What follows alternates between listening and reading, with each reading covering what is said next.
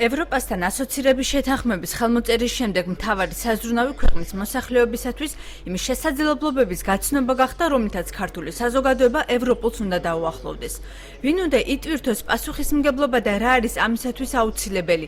საკუთარი შესაძლებლობები და უცხოური გამოცდილება ქართველმა და უცხოელმა პარლამენტარებმა ერთმანეთს საერთაშორისო საპარლამენტო კონფერენციაზე გააცნეს. აღმოჩნდა, რომ საზოგადოებასთან აქტიური კომუნიკაციის წარმოება ქვეყნის პარლამენტს ეკისრება.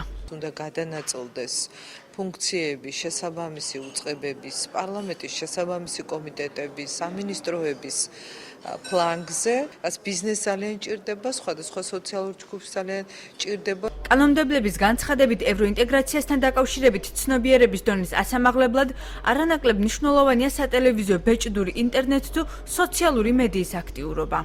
ეს შეიძლება იყოს სატელევიზიო კლიპები, რეკლამები, საკონსულტაციო საბჭოები, ადგილობრივ დონეზე სპეციალისტები, რომლებიც უშუალოდ კონსულტაციებს გაწევენ. ასე რომ ამ მიმართულებით ჩვენ ფართოდ გავიშლებით. როგორ მიაწოდეს საზოგადოებას მათთვის საინტერესო ინფორმაცია და როგორ განუმარტეს ევროკავშირთან ინტეგრაციის დადებითი და უარყოფითი მხარეები. საკუთარი გამოცდილება ქართულ კანონმდებლებს ვიშეგრადის ქვეყნების წარმომადგენლებმა გააცნეს. ამ მიმართულებით ევროკავშირის ქვეყნებში ინფორმაციის გასავრცელებლად გამართლებული აღმოჩნდა საინფორმაციო ცენტრების მუშაობა. უცხოელი სპეციალისტების რეკომენდაციით საკოორდინაციო ცენტრები ქვეყნის მთავრობამ და საკანონმდებლო ორგანომ უნდა შექმნას. ჩეხეთის გამოცდილების მიხედვით საინფორმაციო ცენტრები, რომლებიც მიმდინარე პროცესებზე, შესაძლებლობებსა და საფრთხეებზე მოსახლეობას მათთვის საინტერესო ცნობებს აწვდიდა, პარლამენტში მთავრობასა და ევროკავშირის წარმომადგენლობაში მუშაობდა.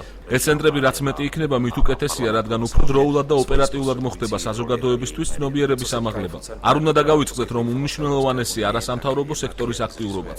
ამის რეალური ნება და სურვილი უნდა არსებობდეს. ახლა ჩვენ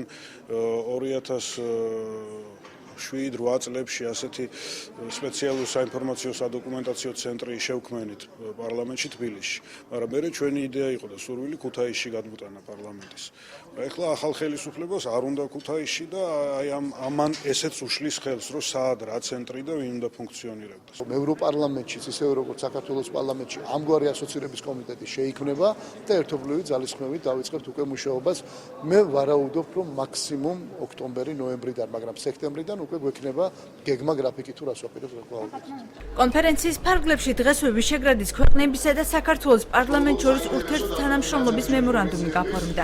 8 პუნქტისაგან შემდგარი დოკუმენტით მხარეები გამოხატავენ მზაობას ერთობლივად იმუშაონ ახალი პლატფორმების შექმნაზე სავიზო რეჟიმის ლიბერალიზაციისათვის, სავაჭრო ურთიერთობების გასამარტივებლად და ევროკავშირში საქართველოს სრულუფლებიანი წევრობისათვის.